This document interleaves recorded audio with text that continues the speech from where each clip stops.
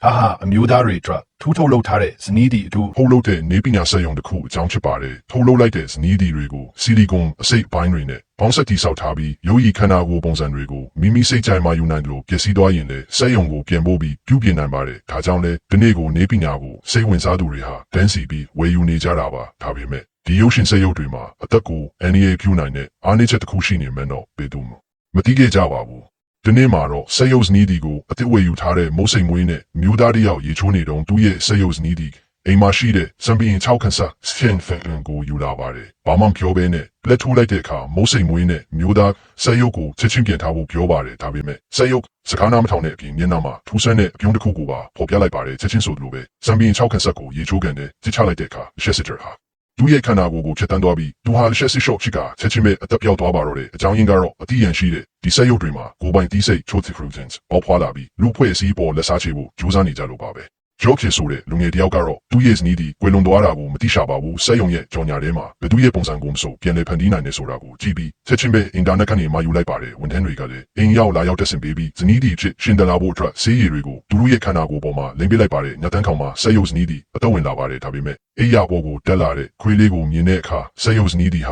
မျက်လုံးတွေကိုအကြီးကြီးပြူးပြီးထူးဆန်းဤတဲ့ပုံစံဖြစ်သွားပါတော့တယ်ဆက်ဆက်ချင်းမှာတော့ဂျိုကင်သူဇနီးနဲ့ပုံစံတူတဲ့စက်ရုံကြောင့်ရန်ကိုပျော်ရွှင်နေပါတယ်ဒါပေမဲ့သူအင်ကန်ကြီးထွက်သွားတာနဲ့စက်ရုပ်ဇနီးတီကခွေးလေးကိုထောင်းတဲ့နေရာမှာပိတ်လောင်ပြီးကန်ထုတ်လိုက်ပါတယ်စက်ရုပ်ရဲ့လက်စားချီမှုအခုမှစတင်တာပါအလားတူပဲတခြားလူငယ်တယောက်လည်းစက်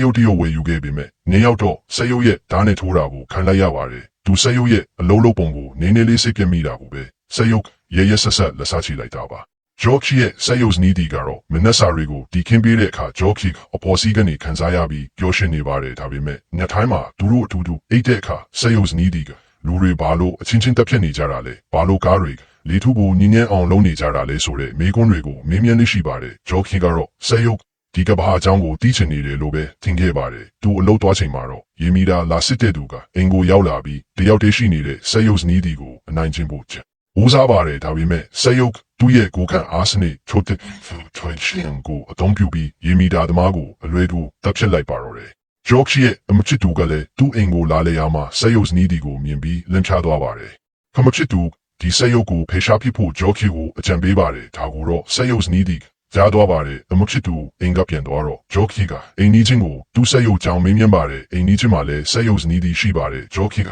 စက်ရုပ်ကိုပြန်ပေးဖို့စဉ်းစားနေတာကိုတီးသွားတဲ့အခါအိမ်နီးချင်းဟာစက်ရုပ်ကိုအသုံးပြုပြီးဂျော့ခီရဲ့အိမ်ကိုတွားရောက်တိုက်ခိုက်ပါတယ်အိမ်ထဲရောက်တဲ့အခါအိမ်နီးချင်းကစက်ရုပ်ရဲ့အလားကိုမြင်မောနေပါတယ်ဒါပေမဲ့စက်ရုပ်ချင်းအမြင်ချင်းချိတ်ဆက်နိုင်နာကိုတော့သူမတိရှာပါဘူးချက်ချင်းဆိုသလိုပဲအိမ်နီးချင်းရဲ့စက်ရုပ်မနာလိုဖြစ်ပြီးသူ့တခင်ကိုတိုက်ခိုက်ပါတော့တယ်နောက်တနေ့မှာတော့ဂျော့ခီရဲ့စက်ရုပ်ကိုဖေရှားဖို့ထပ်ပြောတဲ့အခါစက်ရုပ်အခွင့်အရေးကိုစောင့်နေပါတယ်အမဖြစ်သူကိုအိယာပေါ်မှာဖိထားပြီးခေါင်းအုံးနဲ့အသက်ရှူရအောင်လုပ်ပြီးတပ်ဖြစ်လိုက်ပါတယ်ဂျော့အိမ်ပြန်ရောက်တဲ့အခါအမေရောစက်ရုပ်ပါမရှိတာကိုမြင်ပြီးစိုးရိမ်လာပါတယ်ဒီနေရာရှာဖွေတဲ့စနစ်အလန်ကိုဖွင့်ကြည့်လိုက်တဲ့အခါရေကန်ဘက်မှာရှိနေတာကိုတွေ့ရပါတယ်သူနဲ့သူ့ဒူငယ်ချင်းနဲ့သူတွားရောက်ရှာဖွေပါတယ်ဒူငယ်ချင်းကိုတခြားတစ်ဖက်မှာရှာခိုင်းလိုက်တဲ့အခါစက်ရုပ်ဒူငယ်ချင်းကိုအရင်တပ်ဖြစ်လိုက်ပါတယ်နောက်ဆုံးမှာတော့ဂျော့ခီသူစက်ရုပ်ဇနီးတီကိုတွေးပါတယ်စက်ရုပ်သူအမကိုရောအိမ်နီးချင်းကိုရောတက်လိုက်တာကိုဝန်ခံလိုက်ပါတယ်ဂျော့ခီပေါ်တထွက်ပြီးစက်ရုံကပေးလိုက်တဲ့ထင်းချုပ်ကိရိယာနဲ့စက်ရုပ်ကိုပိတ်လိုက်ပါတယ်ဒါပေမဲ့စက်ရုပ်ရဲ့ချစ်ပြားကိုဖြုတ်ဖို့ကြိုးစားစင်မှာပဲစက်ရုပ်ကပြန်လည်နိုးထလာပြီးဂျော့ခီကိုရိုက်ခတ်လိုက်ပါတယ်ဂျော့ခီနိုးလာတဲ့အခါ